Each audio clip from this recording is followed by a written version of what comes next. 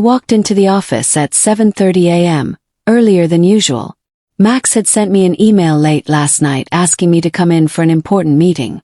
The subject line said, "Career Discussion," which made my stomach twist with worry. I'd been working at Anderson Tech for 5 years, climbing from junior analyst to senior project manager. Max had been my boss for the last 18 months, and our relationship was always tense. He took credit for my work, undermined me in meetings, and made jokes at my expense. Still, I never expected what was about to happen. When I reached his office, Max was already there, leaning back in his chair with that smug smile I'd grown to hate. He didn't offer me coffee or even a proper greeting. He just looked at me with cold eyes and said 4 words that changed everything. "Your position no longer exists." The room started spinning. I couldn't process what he'd just said. "What do you mean?" I managed to ask, my voice barely above a whisper. Max shrugged like he was discussing the weather, not destroying my livelihood. "The company is restructuring. We're eliminating redundant positions, and yours is one of them. You'll need to clear out your desk today." I felt my hands start shaking.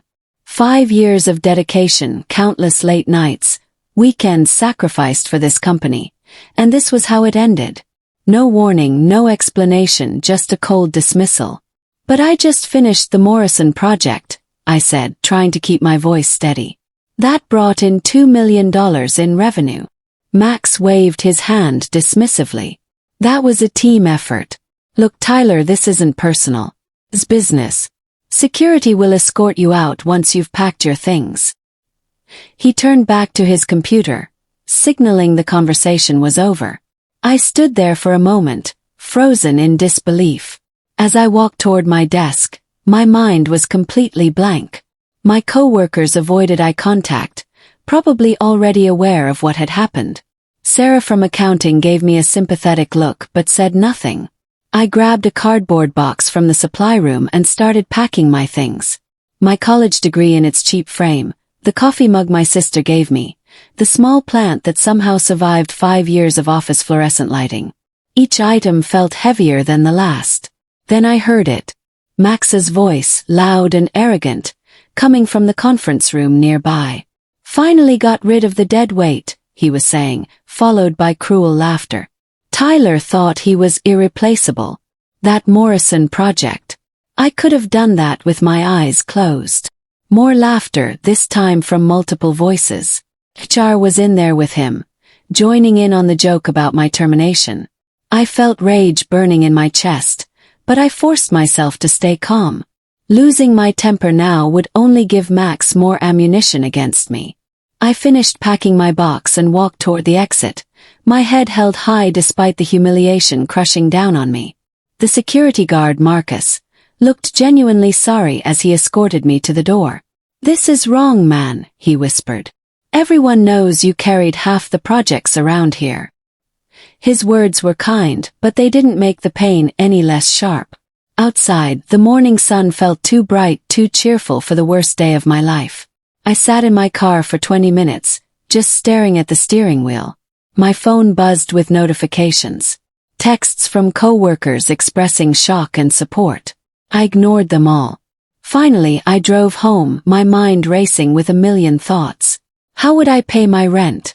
What would I tell my family? Back in my apartment, I collapsed onto the couch and stared at the ceiling. The silence was deafening. For 5 years, my entire identity had been wrapped up in that job. I was Tyler Chen, senior project manager at Anderson Tech. Now I was just Tyler Chen, unemployed and humiliated. I tried calling HR directly, hoping for some explanation or maybe even a mistake that could be corrected. The phone rang 4 times before going to voicemail. The automated message was cold and robotic, offering no comfort or hope. I left a message anyway, asking for clarification about my termination and whether there were any severance packages available. Hours passed. I couldn't eat, couldn't focus on anything. I kept replaying Max's words in my head. "Your position no longer exists." But I knew the truth. My position existed just fine. Max simply wanted me gone because I made him look bad by being competent. As the afternoon sunlight faded, something shifted inside me. The shock and hurt started transforming into something else. Clarity. I sat up and opened my laptop. If Max thought he could just discard me without consequences, he was badly mistaken. I wasn't going to rage or make a scene. That's what he'd expect. Instead, I was going to play the long game. I started by updating my resume, carefully documenting every major project I'd led, every success I'd achieved. The Morrison project, the Chen initiative, the complete overhaul of the client management system. All my work, all my victories laid out in professional detail. Then I cleaned up my LinkedIn profile, adding endorsements and recommendations I'd been too modest to request before. Next, I did something more strategic. I began researching Anderson Tech's recent financial decisions, particularly the ones Max had been involved in. Something felt off about my sudden termination, and I trusted my instincts. My phone rang at 6:30 p.m., exactly 6 hours after Max had fired me. The caller ID showed Anderson Tech HR department. My heart jumped, but I forced myself to stay calm. I let it ring 3 times before answering. Tyler Chen speaking, I said, keeping my voice neutral.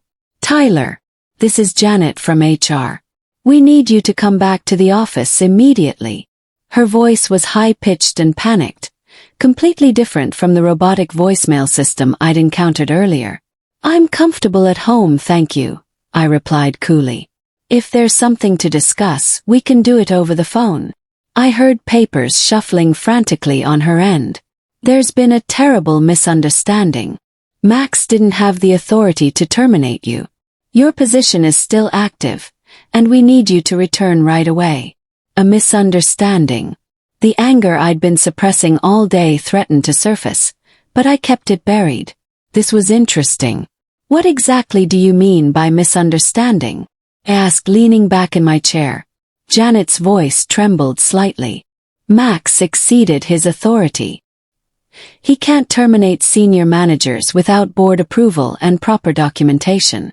We need you to come back so we can straighten this out. I let the silence stretch for a long moment. No, I don't think so. What? Janet sounded genuinely shocked. Tyler, you're not fired. This was a mistake. Please, we can fix this. A mistake, I repeated slowly. Janet, I was humiliated in front of my colleagues, escorted out by security, and spent 6 hours believing my career was over. And now you want me to just come back like nothing happened? More silence on her end. We can discuss compensation for the confusion. I'll need to think about it, I said. I'll call you back tomorrow. I hung up before she could respond. My hands were shaking, but this time from excitement rather than fear. Max had messed up badly, and I was going to make him pay. That night I couldn't sleep. My mind was racing with possibilities and questions. Why had Max fired me without proper authority? What was he trying to hide? I got up at 3 a.m. and made coffee, then opened my laptop again. I started going through my old emails, looking for anything unusual. That's when I found it. 3 months ago, Max had redirected a major contract with Stellar Industries through a consulting firm called MaxBridge Solutions. The name alone made me suspicious. I did a quick search. MaxBridge Solutions was registered to someone named Maxwell Morrison. Max's full name was Maxwell Morrison Hayes. The dots started connecting. Max had been funneling company contracts through his own shell company, taking cuts from deals that should have gone directly to Anderson Tech.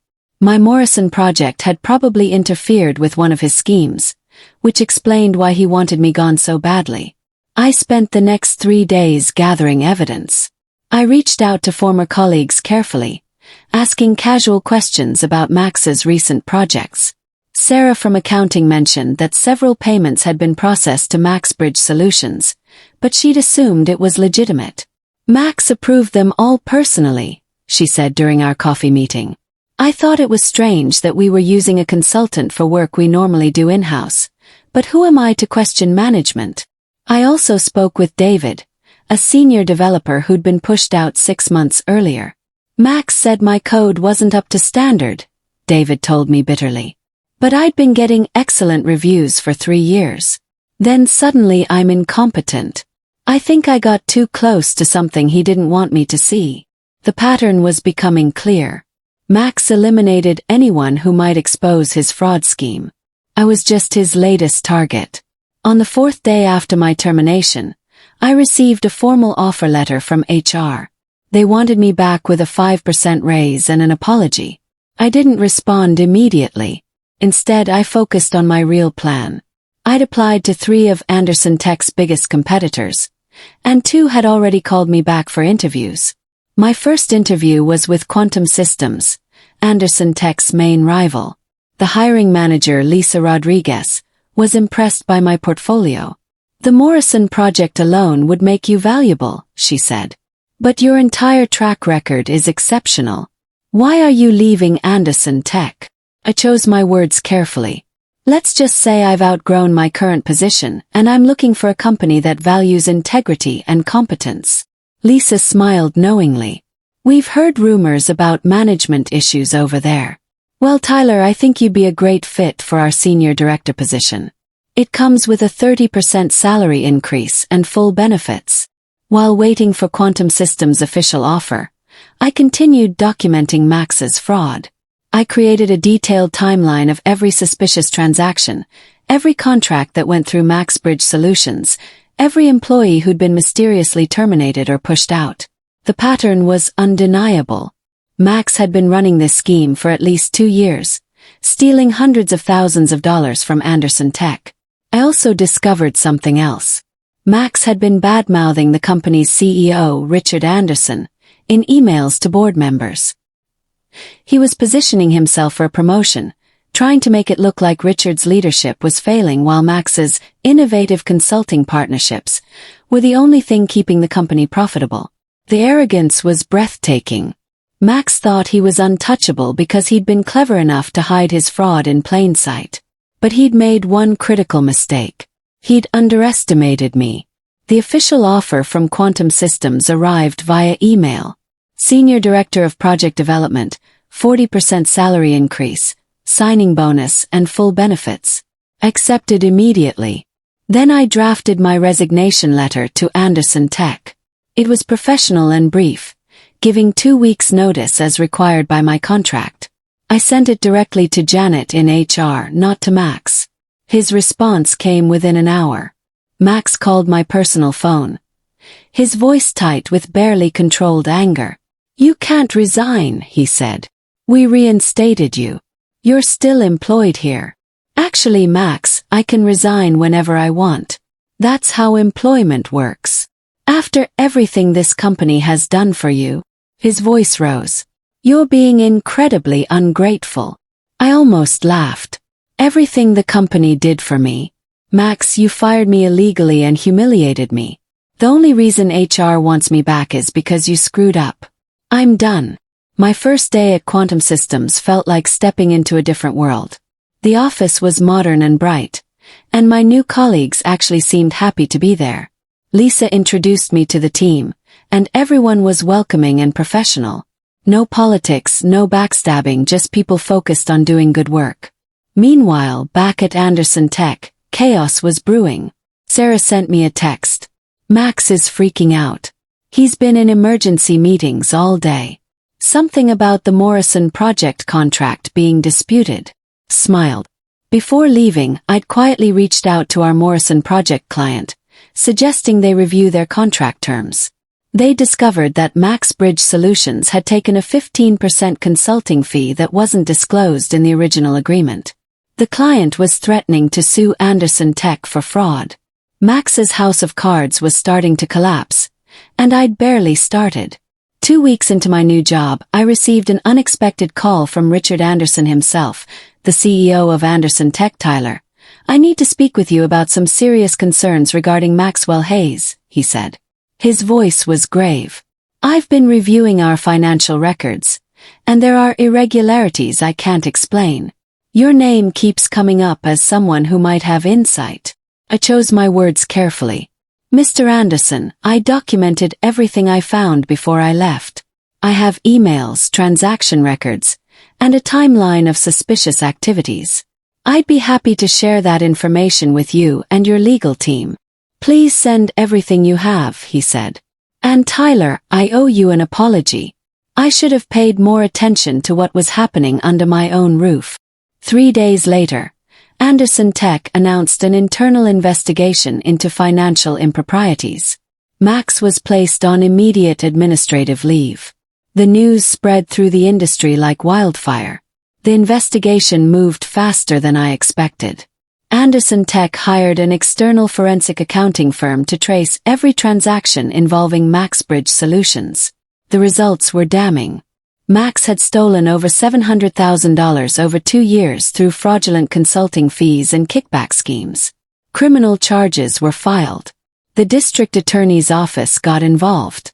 Max's face appeared on the local news, looking haggard and desperate as reporters shouted questions at him outside the courthouse. My phone wouldn't stop ringing. Former colleagues wanted to congratulate me, apologize for not speaking up sooner, or simply express their shock at the extent of Max's fraud. We all knew something was off, David told me during one call. But we thought we were crazy. You proved we weren't. The vindication felt good, but it wasn't about revenge anymore. It was about justice and protecting the company from a corrupt manager who'd betrayed everyone's trust. Max called me from an unknown number.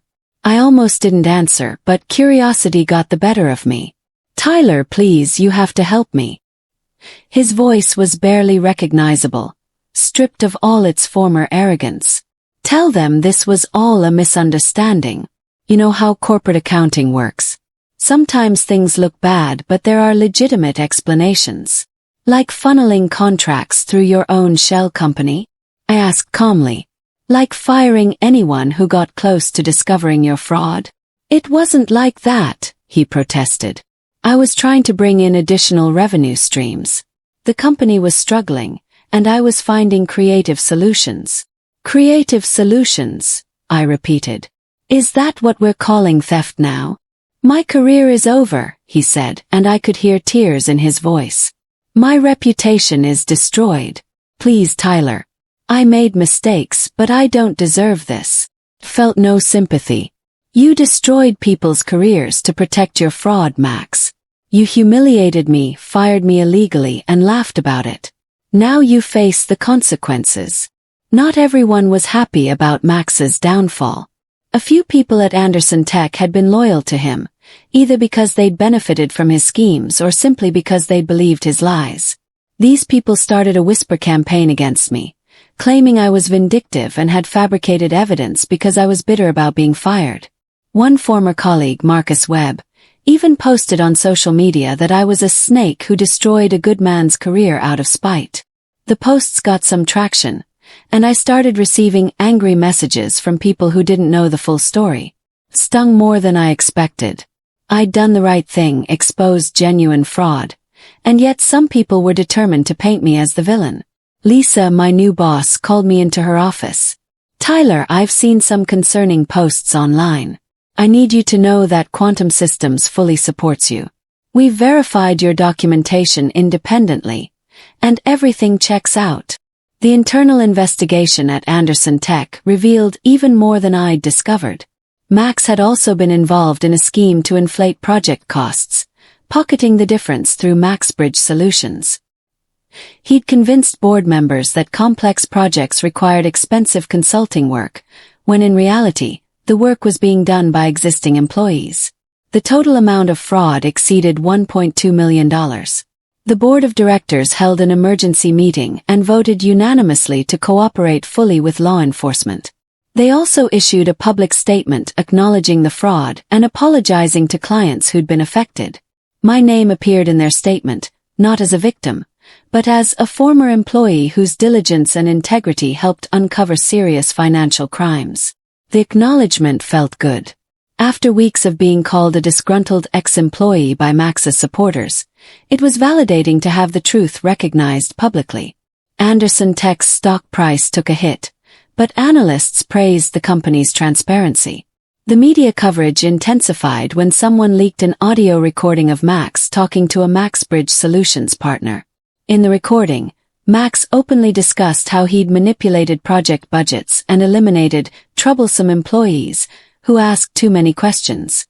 Tyler Chen was getting too close, Max said on the tape. Guy's too smart for his own good. Had to get rid of him before he connected the dots. The recording aired on local news stations and went viral online.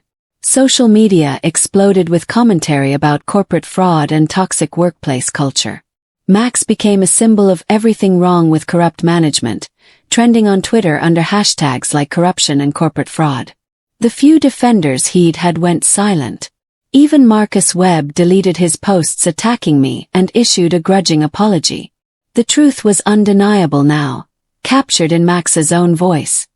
His own words condemning him completely. Richard Anderson called me again, this time with an unexpected offer. Tyler, the board and I have discussed this extensively. We want you to come back to Anderson Tech as Vice President of Operations. You'd be overseeing all project management and helping us rebuild our reputation. The offer included a substantial salary, equity in the company, and a seat in executive meetings. It was more than I'd ever imagined achieving. But I didn't accept immediately. Mr. Anderson, I appreciate the offer tremendously. But I'm happy at Quantum Systems. They took a chance on me when I needed it most, and I don't take that loyalty lightly. I understand, he said. But think about it, Tyler. You helped save this company. You deserve to be part of its future. I promised to consider it, but my heart wasn't in it.